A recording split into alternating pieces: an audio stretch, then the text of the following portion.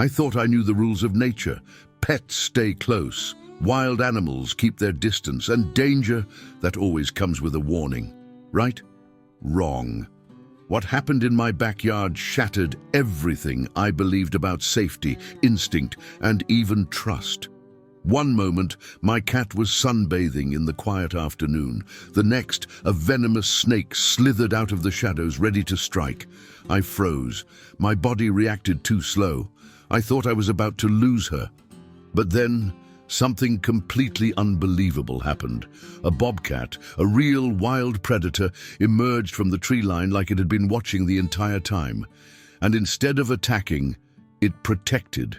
I know how insane that sounds, but once you hear how it all unfolded, every second, every impossible detail, you'll understand why this story isn't just a rescue. It's a revelation. And by the end, you might never look at wild animals the same way again. If stories like this move you, go ahead and subscribe. There's so much more the wild is still trying to show us.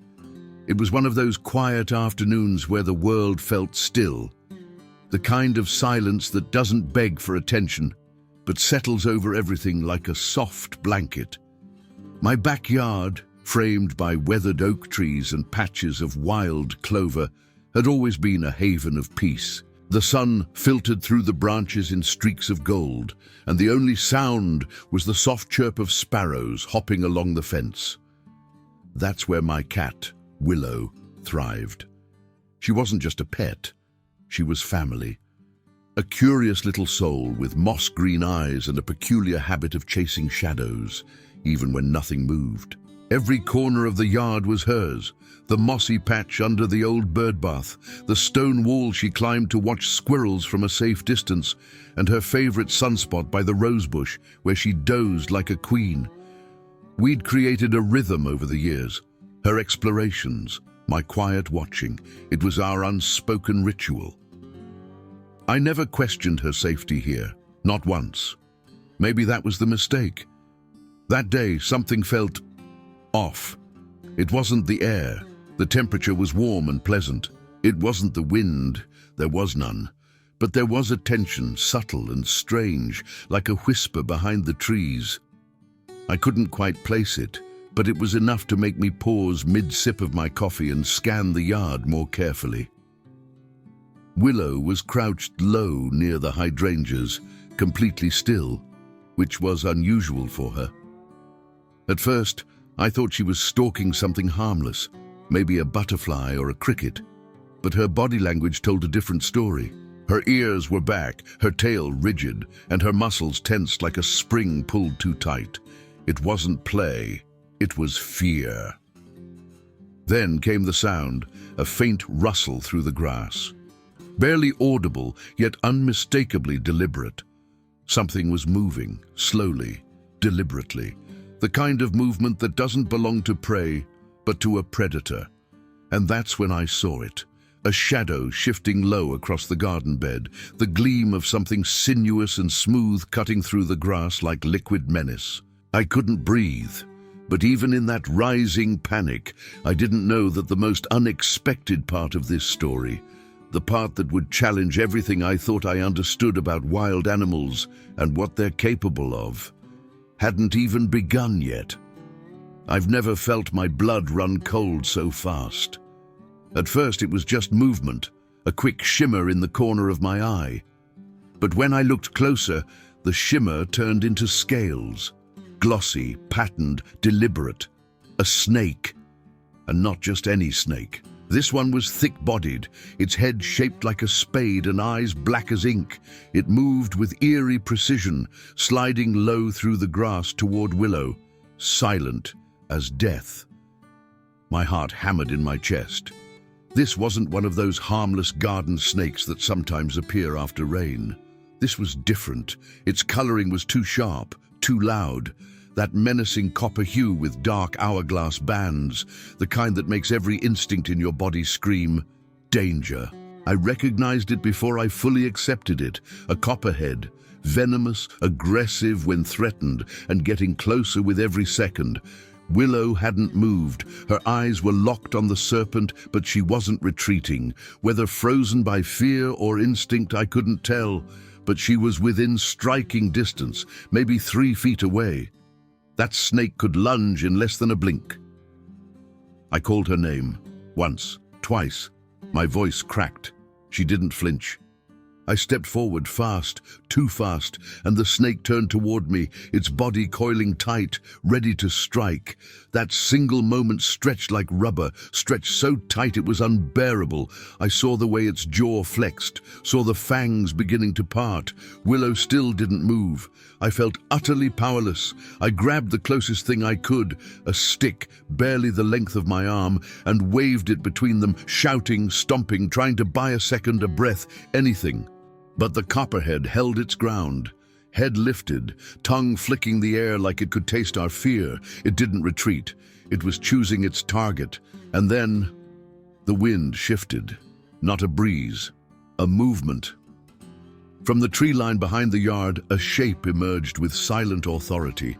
At first, I thought I was hallucinating. The tension, the fear, the adrenaline playing tricks on me. But no, it was real. A bobcat.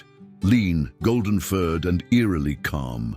Its eyes locked onto the snake with a clarity that cut through the chaos like a knife. I forgot to breathe. I didn't know what it was going to do. I didn't know if it would attack my cat, or the snake, or me. But the moment it stepped forward, slow, deliberate, controlled, I felt the balance shift in the yard. And something told me this was no ordinary rescue. It stepped forward like a ghost carved from the wild, silent, grounded, and impossibly present. The bobcat moved with the kind of grace that doesn't need to announce itself. It didn't stalk, it glided, muscles coiled under tawny fur, paws touching the earth like whispers. Its ears were alert, tipped with black tufts like ancient spears. And those eyes, golden, unblinking, cutting straight through the scene like they already knew the ending. I froze. You don't expect to see a bobcat in your backyard, not in this part of the country, and certainly not in broad daylight. It was surreal, like nature had torn a seam open and let something primal slip through. I'd read stories, seen documentaries, but nothing prepares you for the sheer presence of a wild animal just feet away. Not behind glass, not in a photo, but real, breathing, watching, and yet despite every instinct telling me to fear, I couldn't look away. The bobcat wasn't looking at me or at Willow. Its gaze was fixed razor-sharp on the copperhead. It stood motionless for a beat, assessing, not panicking, not flinching, just reading the situation like a seasoned warrior studying his enemy. This wasn't its territory. It had no reason to be here, but it was. And it had chosen this moment to reveal itself. The snake, sensing a new threat, shifted. Its tongue darted faster, its body recoiled slightly, uncertain. For a brief second, I saw two forces of nature facing off, predator against predator. No noise, no chaos, just stillness, charged like a held breath before a storm. I half expected the bobcat to retreat, to vanish the same way it came, but instead it advanced, slow, grounded, deliberate. It was hunting, but not for food. This wasn't a wild animal following instinct. It was something else, a decision, a choice, and for the first time I began to feel like a bystander in my own backyard. Nature had taken over. The rules were no longer mine. Something ancient was unfolding, and I could feel it, in my skin, in my chest, in the air itself. Willow still hadn't moved, the snake coiled tighter. But the bobcat was already calculating the outcome, and none of us, not me, not Willow, not even the copperhead, had a clue just how far this encounter would go, or what it would cost to survive it. What happened next didn't feel real. It felt choreographed by something older than instinct, like the wild itself had intervened. In one explosive second, the bobcat lunged. There was no sound but the blur of motion, no roar, no growl, just a flash of power and precision.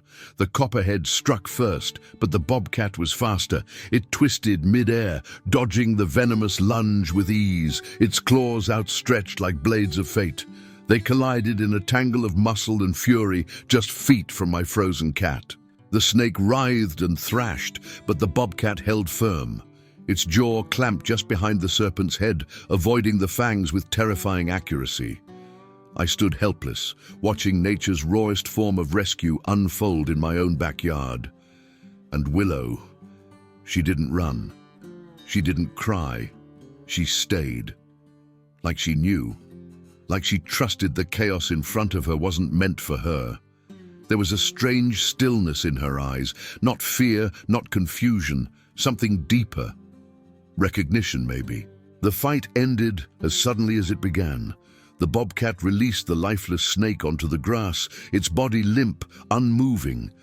But it didn't retreat. It didn't disappear back into the trees. It turned and looked at Willow. That moment, that pause, was unlike anything I'd ever experienced. The bobcat didn't posture or threaten. It didn't flash its teeth. It simply stood there, tail swaying gently, watching her with a quiet intelligence, as if checking, as if saying, "You're safe now." And Willow, she walked, slowly, deliberately toward the bobcat, just a few steps, close enough that their noses nearly touched. No fear, no hesitation, just connection. For a heartbeat, they existed in the same rhythm, wild and domestic, predator and prey, protector and protected. It shattered everything I thought I understood about wildlife. I had always seen the wild as separate, beautiful, yes, but distant, unreachable, something to be admired, never approached. But this was different. This was the wild reaching back. This was the rescue I never saw coming. I whispered, "Thank you." I don't know if it heard, but in that moment I swear it understood. And yet, the most profound part of this story wasn't the danger, or even the rescue. It was the realization that followed, the one that would change how I see every wild animal from now on. Long after the bobcat disappeared into the trees, the weight of what had happened lingered like smoke in my chest. I kept replaying it, the snake's strike, the blur of claws, the impossible bond that formed in those brief, heart-pounding minutes. It felt like I'd been handed a glimpse into a deeper order of things, one we humans often forget in the rush of our fenced-off lives. What I witnessed wasn't just a wildlife rescue. It was a fracture in the boundary between what we believe to be wild and what we consider ours.